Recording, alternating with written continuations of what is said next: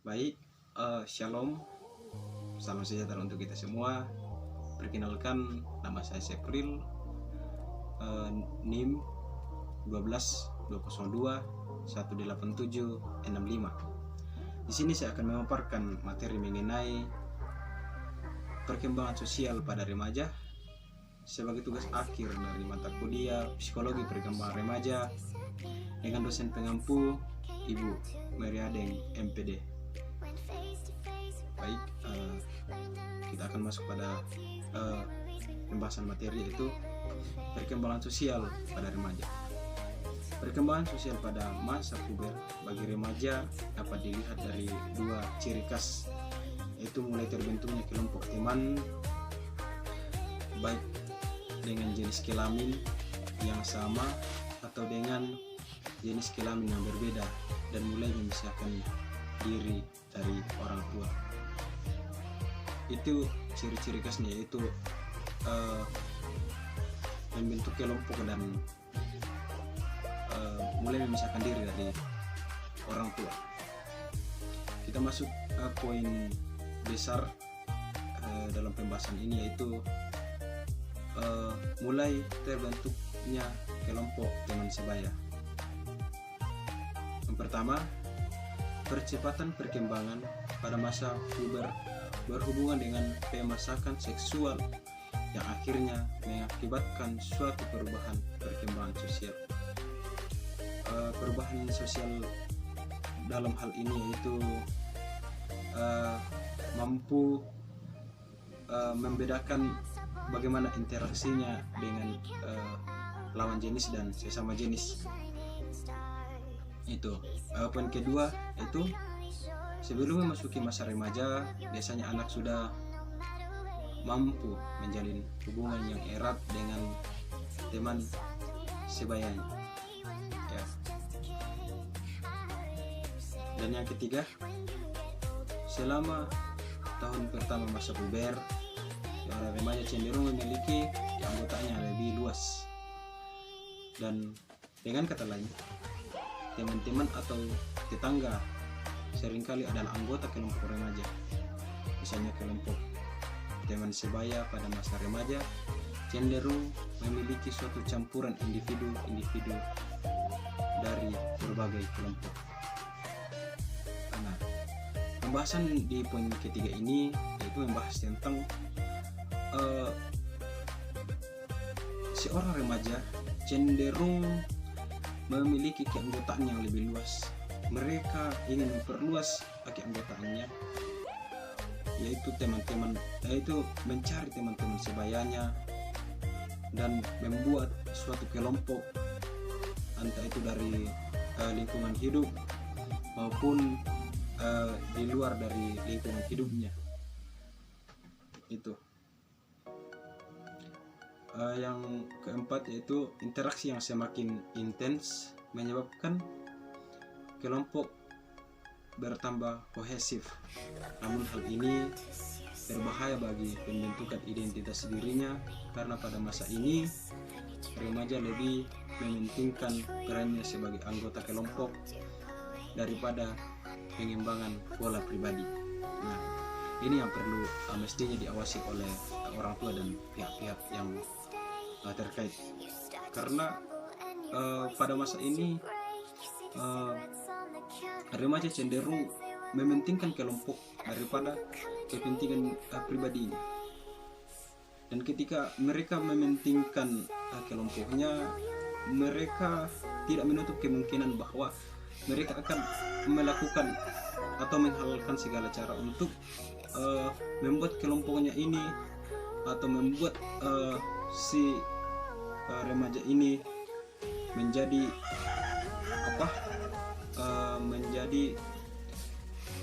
ada dalam kelompok itu, dan mereka ingin dianggap dalam kelompok itu.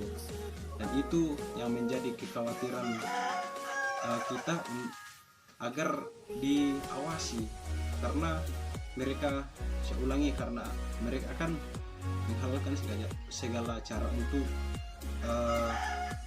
mendapatkan jati dirinya dalam kelompok itu dan mengabaikan pengembangan pola kehidupan pribadinya. Itu pembahasan yang kedua ya, yaitu mulai memisahkan diri dari orang tua. Tuntutan untuk memisahkan diri dari orang tua dan menuju ke arah teman-teman sebaya merupakan suatu reaksi terhadap status inter anak muda. Dalam keadaan seperti ini, banyak pertentangan antara remaja dengan orang tua. Di antaranya, yang pertama, perbedaan standar perilaku. Remaja sering menganggap bahwa standar perilaku orang tuanya kuno, sedangkan dirinya dianggap modern. Nah, ini mungkin kita tidak pungkiri sekarang. Kita memang pernah berpikir bahwa orang tua kita itu tidak memahami kehidupannya sekarang, sehingga kita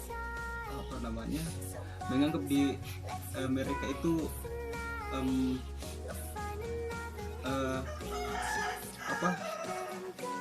melakukan kehidupan yang standar-standar yang masih kuno,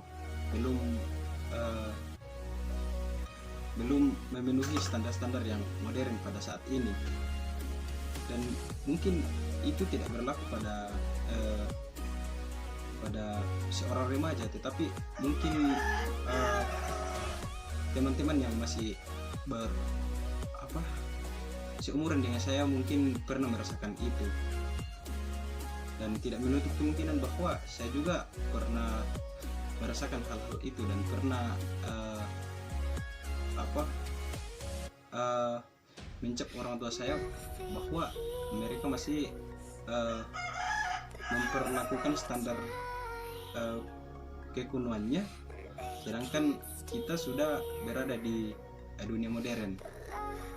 Ya, itu.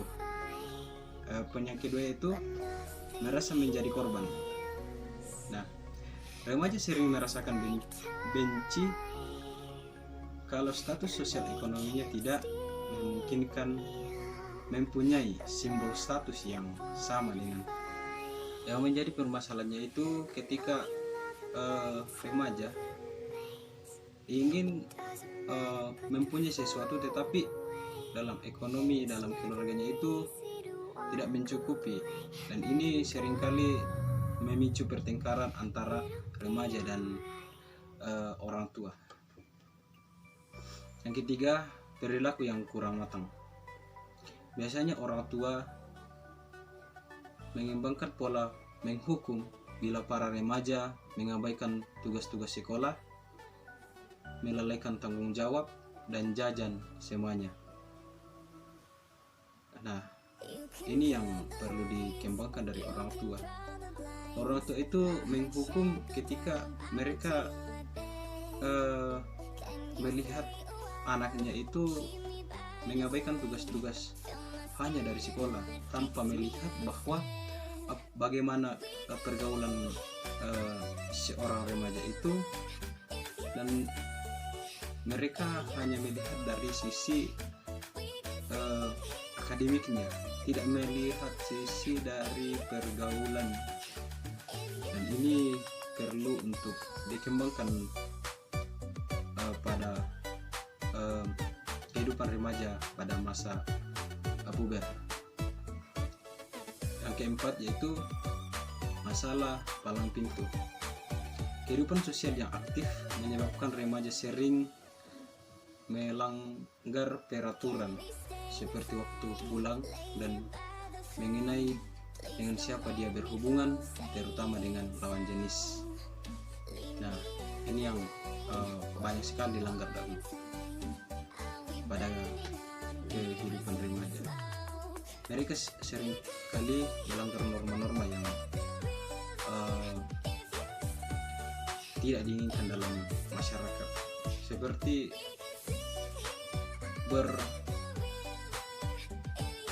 melakukan hubungan-hubungan yang tidak baik, seperti berhubungan dengan lawan jenis dan itu menjadi suatu tantangan kepada pihak terkait atau orang tua untuk lebih intens mengawasi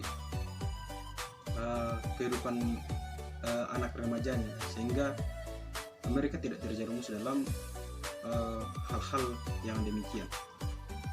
Itu poin kelima, yaitu metode disiplin. Jika metode disiplin yang diterapkan orang tua dianggap tidak adil atau kekanak-kanakan, maka remaja akan memberontak. Nah, ini yang banyak sekali ditemui dalam kehidupan remaja. Seringkali remaja itu memberontak ketika mereka masih diperlakukan kekanak-kanakan, karena pada masa ini remaja itu ingin dianggap juga sebagai orang dewasa. Mereka juga ingin diperlakukan sebagai orang dewasa, dan ini mendapatkan banyak sekali pertentangan antara orang tua dengan kehidupan remaja, karena mereka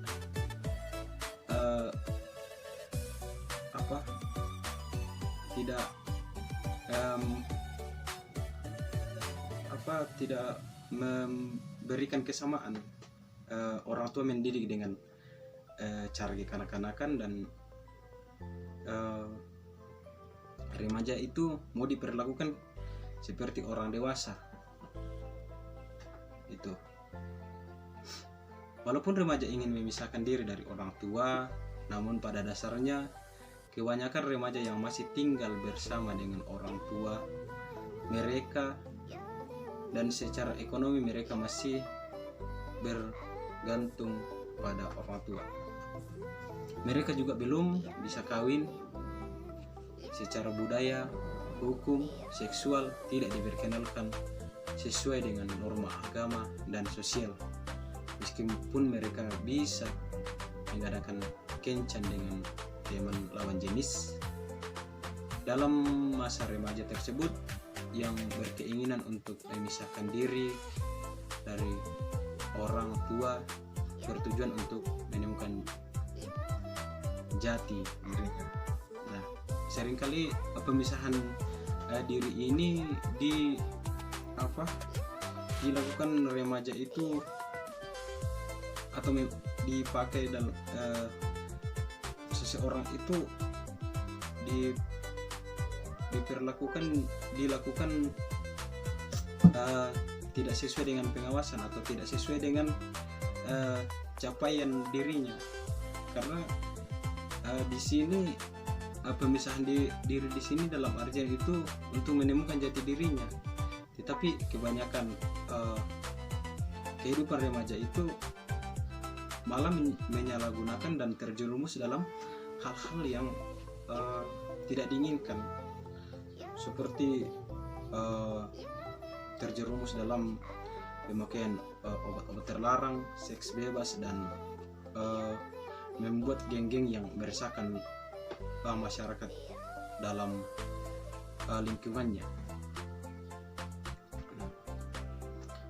Kita masuk dalam kesimpulan materi kita, yaitu perkembangan sosial berarti perolehan kemampuan perilaku yang sesuai dengan tuntunan sosial dengan perilaku yang dapat diterima secara sosial, memenuhi tuntutan yang diberikan oleh kelompok sosial, dan memiliki sikap yang positif terhadap kelompok sosialnya. Perkembangan sosial pada remaja merupakan masa yang unik, masa pencarian identitas diri, dan ditandai dengan perkembangan fisik dan psikis anak. Karena itu sebaiknya orang tua benar-benar memperhatikan perkembangan anak sebagai remaja, maupun untuk membedakan dan memilih mana yang lebih baik dan buruk untuk dirinya. Nah, memang dalam kehidupan kehidupan remaja itu memang perlu pengawasan intensif dari orang tua, dan mungkin ini sudah terulang-ulang bahwa memang perlu pengawasan dari pihak-pihak terkait ketika remaja itu berada di fase ini, karena yang pertama tadi itu mereka ingin membuat komunitas-komunitas dalam teman sebaya, dan mereka itu sering tidak mendengarkan ketika ada arahan dari orang tua, dan itu yang perlu kita awasi sebagai orang tua atau pihak-pihak yang terkait. Mungkin itu dari pemaparan materi dari saya. Apabila ada kata-kata yang kurang berkenan atau kurang jelas, mohon dimaafkan, karena itu tidak ada kepikiran bahwa itu akan disengaja. Sekian dari saya, terima kasih. Shalom, salam sejahtera untuk kita semua.